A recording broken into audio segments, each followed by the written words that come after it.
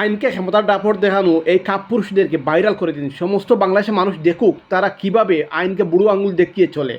এমন কাপুরুষদের চেহারা সম্পূর্ণ জাতি দেখা উচিত। আমার কিন্তু বড় কতগুলো ক্যামেরা আছে, আনাইলে কিন্তু দৌড়েই পালাইবেন।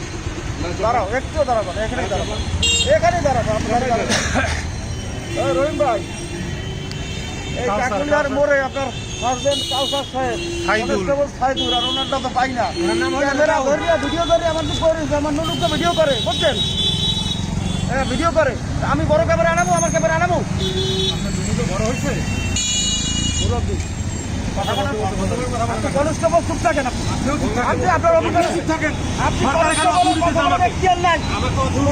কথা বলতে পারে না, কনস্টেবল কথা বলতে পারে না, কনস্টেবল বোমা না, কনস্টেবল কথা বলবে। হ্যাঁ, ধরেন, ধরেন, ভালো করে ধরেন,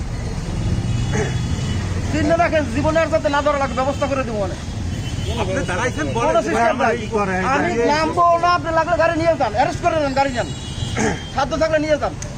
আপনার পাশ